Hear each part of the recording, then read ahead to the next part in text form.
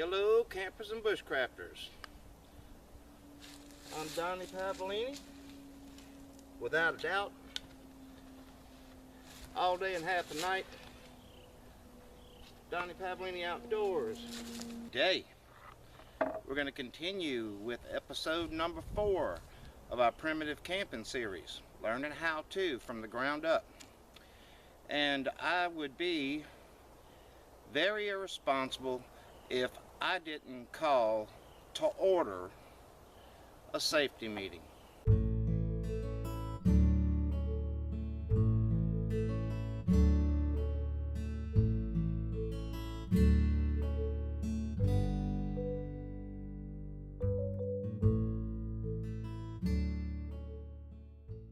Okay. I know it's blue, it should be red, but here we go. That's the stuff sack that fits everything for my first aid kit. Always have a first aid kit. We'll get into that. I'm in serious want and need of a coffee break. So we're going to get that going. Alright, while we've got our coffee started, I want to talk about safety. No joking around here. There are 5 things, the most common 5 injuries and afflictions from nature that you're going to experience out in a campground or in the woods doing primitive camping. Number 1, insect bites and stings. Very common. From fire ants like we have here in South Mississippi, different types of bees, and spider bites. Okay, these are common. Some of your more uncommon injuries will be a snake bite. Okay, do people get bitten by snakes? Of course they do. Do people get attacked by bears? Of course they do. Okay, but these aren't common things. We're talking about in this little video very common afflictions, insect bites and stings. Now, the first thing you need to know about them is that when you're bitten or stung by an insect, okay, you start producing histamine and things like that, and you itch and things like that. It's all due to the histamine system in our bodies, the way our bodies react to it. So it's a good idea in your first aid kit to carry some type of antihistamine stuff like Benadryl, very common to use. Another thing to treat, a topical treatment of these wounds is like with alcohol to clean it. You may want to also use something to control itching and things like that, like with a topical cream like a hydrocortisone cream. Works wonders. I've had great success with that. I'm sure there are others. It is your responsibility, okay? Yours, not mine. I'm opening the door. It's up to you to walk in and learn everything you can about these things. I'm just presenting some common afflictions based upon my real experiences. That's it, okay? Now, moving on. Affliction number 2, scrapes and abrasions, okay? You get a scrape and abrasion by a number of ways. Kids get them all the time from running too fast and tripping and skinning their knees. Another way you can get a scrape, climbing a tree, got a loose grip, scratches on the inside of your arm. Yep, these are real things that happen. So you got to be prepared for it, for scrapes and abrasions. Again, treatment being something like you want something to clean your wounds, and then you want to follow up with an antibacterial ointment and wrap it with a clean bandage. So it's important you have all of these items in your first aid kits.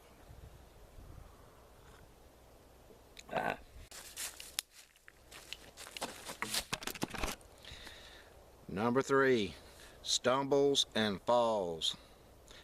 Stumbles. Well, again, based on my past experience, first time I ever went hammock camping, I was sleeping, I mean, like a log. Woke up, had to pee. Swung out of my hammock, half asleep. Didn't look where I was going. In my wool sock, and bam! Broke my pinky toe on a root. Stumbles are very common. It's gonna happen. Wear good footwear and watch where you're walking at all times. For stumble injuries, it's gonna depend on what they are. So that night, what I did was I took my gauze tape, taped my pinky toe to my adjacent toe, put my sock on, left the shoe off for a while. Okay? Very common injury. Falls. Even in flat country in Mississippi, we fall all the time. I mean, everybody does. Who doesn't fall from time to time? Again, be proactive with falls. Okay? Falls can cause bone breaks and things like that. So always consider this whenever you're camping. You see a place that's potentially dangerous, a soft shoulder off of a road or something like that, stay to the inside of the road. Prevent falls. With stumbles and falls, one of the injuries is a strain or a sprain, and let me suggest strongly, okay, that you get one of these. You see, this one's been in my kit for a while, but an instant cold pack. Treat the injury. Let's just say an ankle, hypothetically. Get your cold pack going on, because your ankle's going to begin swelling immediately. Get your cold compress activated, and then follow that up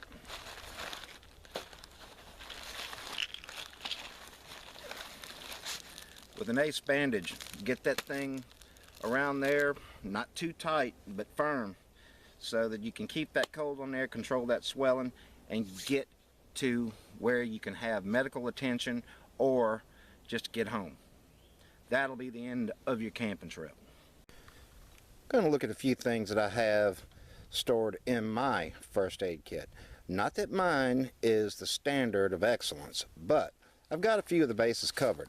Moving from left to right, we've got stuff that concerns pain control, stomach control, anti-diarrhea, got toothache pain, we've got antihistamine and pain reliever, okay?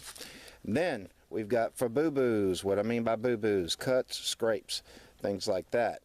We've got rubbing alcohol for cleaning. We've got a variety of different size bandages and stuff like that, band-aids, different types of gauze, things of that nature, cotton balls for cleaning, and other types of things that you may need. Antibiotic cream, super glue, antibiotic cream, super glue, things like that for wound closure, things like that. Okay, I don't have things to make stitches because I don't know how to do stitches. That's one of the things on my bucket list to learn. And here is sprains, strains, and things of that nature. Got your cold compress over there, got a back patch, okay, and an ace bandage. A few things. Is this thing the best? No, it's not. But guys, trust me, you're gonna want to cover at least your bases. Okay. Injury number 4 would have to be burns. Burns are a very common injury. They're caused from cooking and from fires, campfires. Not to forget, even though it's wintertime now, don't forget your sunburn and sunburn protection. Enough said on sunburn. But for burns caused by fires and things like that, you need to have some burn ointment. Gotta have it.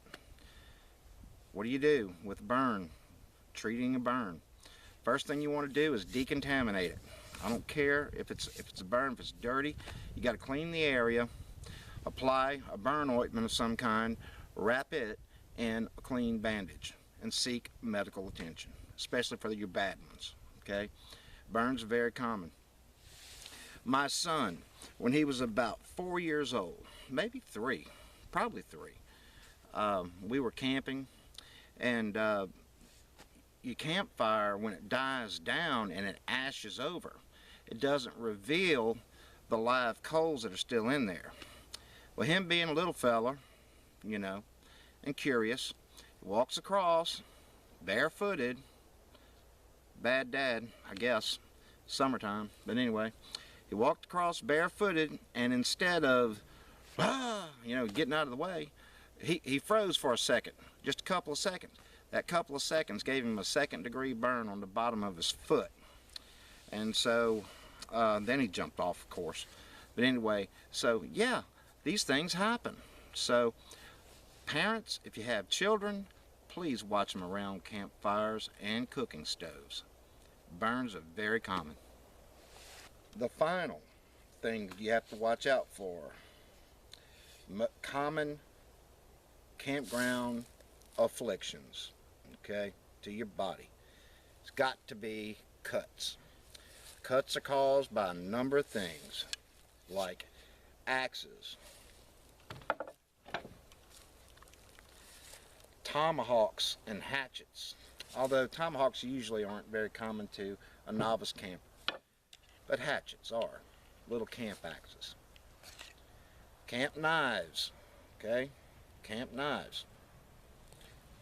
And broken glass in swimming areas.